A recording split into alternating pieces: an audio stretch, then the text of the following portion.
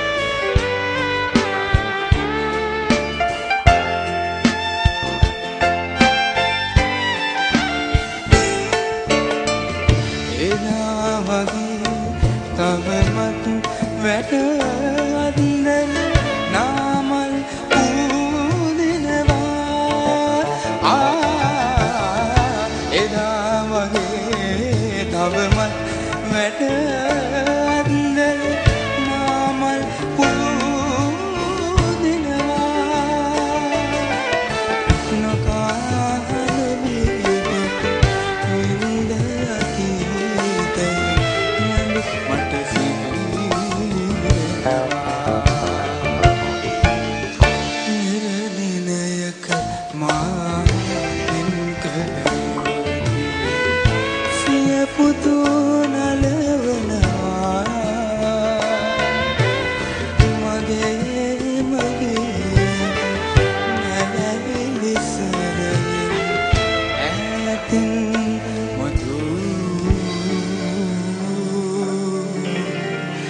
සචින්ට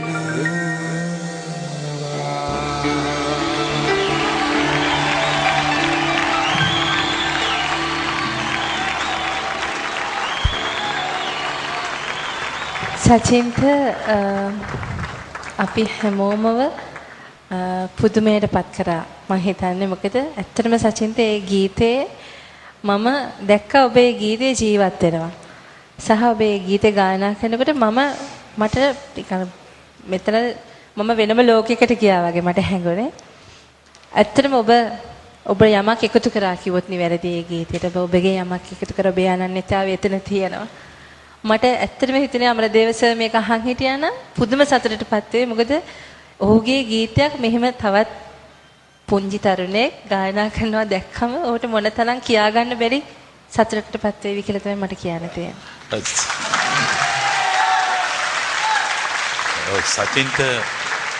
සචින්ට සාමාන්‍යයෙන් මේ රාගධාරී සංගීතය හදාරනවද? ඔව් මේ ගීතේ මොකද්ද ආයත් රාගේ? බිම්පල ශ්‍රී රාගය. ඔව්.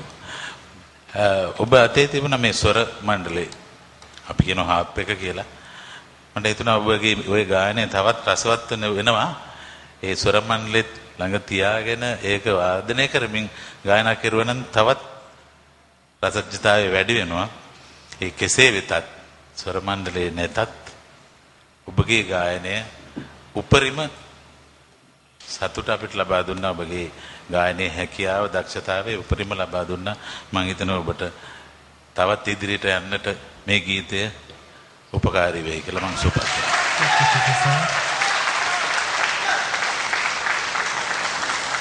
බෝගොඩ මට දැනුනේ මං ගැනම ආඩම්බරයක්.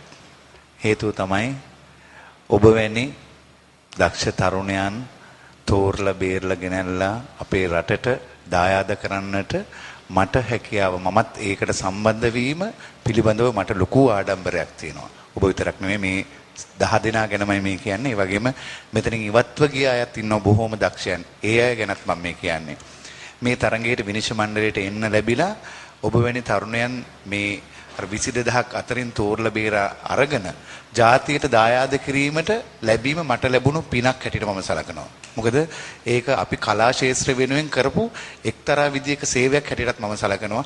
ඒ සේවය මට කරන්න හැකියවීම පිළිබඳව මම ආඩම්බර වෙනවා. පුද්ගලිකවම මම වගේම නිරෝෂත් බෝගුඩත් ඔබ හැමෝම පිළිබඳව ආඩම්බර වෙනවා. ඔබ අති විශිෂ්ට දක්ෂයෙක්. ඔබට තියෙන්නේ ජනතාවට සේවය කරන්න. බොහොම